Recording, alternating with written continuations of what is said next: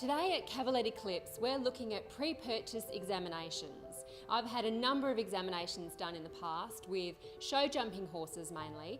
Today we've ended up bringing a 20-year-old pony for my daughter to ride, and I guess I just wanted to know a little bit about pre-purchase examinations from Warwick. If I'm considering buying a horse, some of them have been great, but in the past I've been a little bit unsure. Is there any information I can send you to know before I bring it in?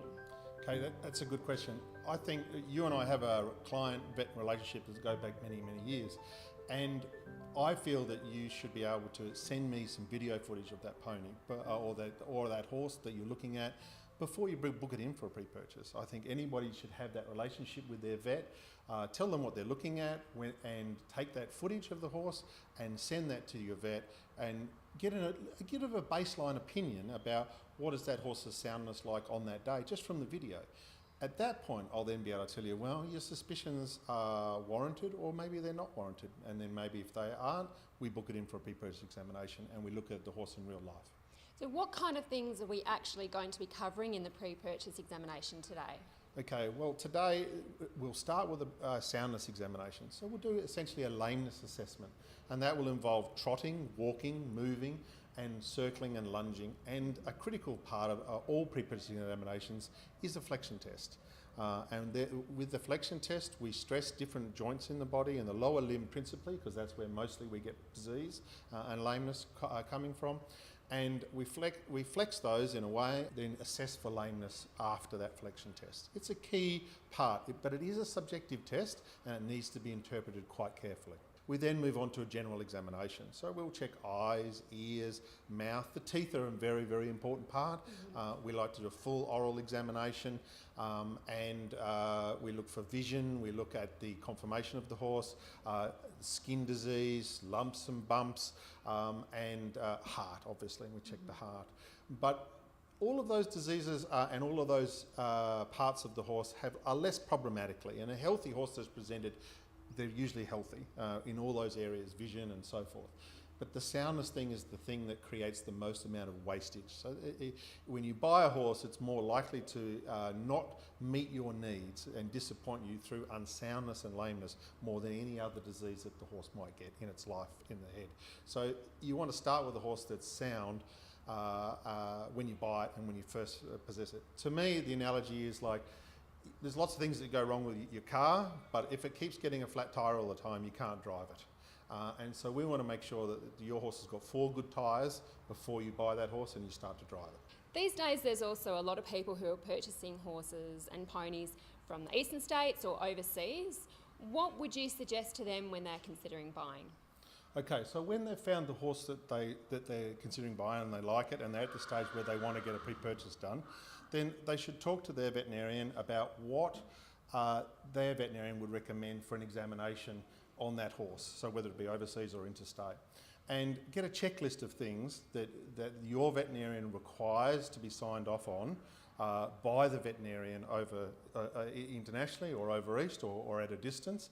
And all of that should be catalogued by the veterinarian. So ask for a written report, maybe a video report, and images, all of the x-rays, ultrasounds, any diagnostic procedures that are done, then all of those can be catalogued. They can be uploaded to the internet, or YouTube, or Dropbox, all those sort of technologies your vet should be able to use to then look at those to help you make a decision with that other vet.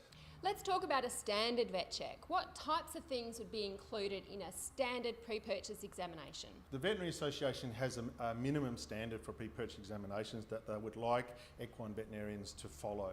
And that's normally what we call a 5-stage examination. So that involves 5 pieces of examination at different times in that course, at different gaits, at different speeds. So it could be a ridden examination, certainly an unridden examination, a general health examination.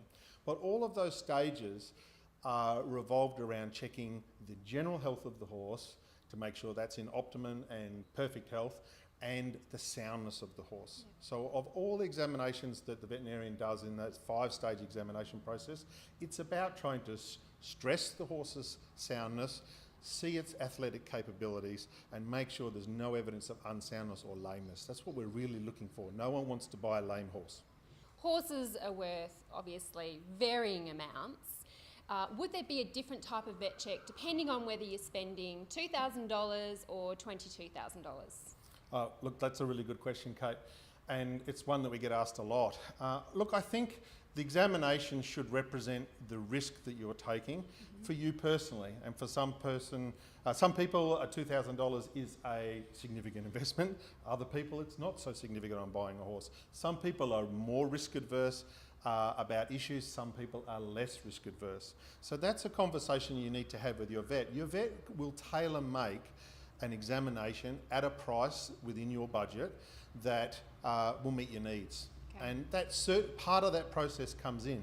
But really, at the end of the day, I advise my clients that the running costs of a horse, Kate, are the same, whether it's a $2,000 horse or a $2 million horse.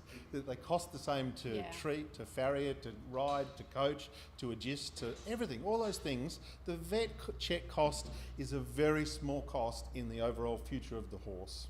Walking around your hospital, I can't help but notice all of the technology that you've got around. How has that new technology changed your approach to doing vet checks? Well, it's enabled me to give a lot better information, Kate, to clients about risk and what's happening with the horse that they're having pre-purchased. The newer technologies with a better quality ultrasound, a digital radiography, the portable electrocardiograms, portable video endoscopy, all of those technologies are now allow us to look at bits of the horse in finer detail than we ever could before. Before we could feel it and look at it with our eyes. Now we can look at it with technologies that expand our understanding of disease and confirm the presence of disease or not. Kate, the best thing you can do to get the best value out of your vet check is to give me as much information as you possibly can. So the more you can learn about the horse, the more homework, the more research you do about the horse, the more I see of its images, of its working, video footage, its history. If the horse has got a logbook of its diseases or its health, its normal routine veterinary examinations that it's had, all of that information is so important in creating a picture of the health status of that horse when we come to vet check it. So the more prepared you are, the better you can help me help you give you the right information about the assessment of the horse and risk. Warwick, we've now prodded and poked for about an hour, and you've now got a pretty good idea as to what you think the pony is. Tell me the results of the test and how you think she might be fit for purpose. Well, we've really tested it today, Kate. We've put her through all of the flexion tests and our lameness tests and soundness tests. And in my mind, there aren't many surprises here.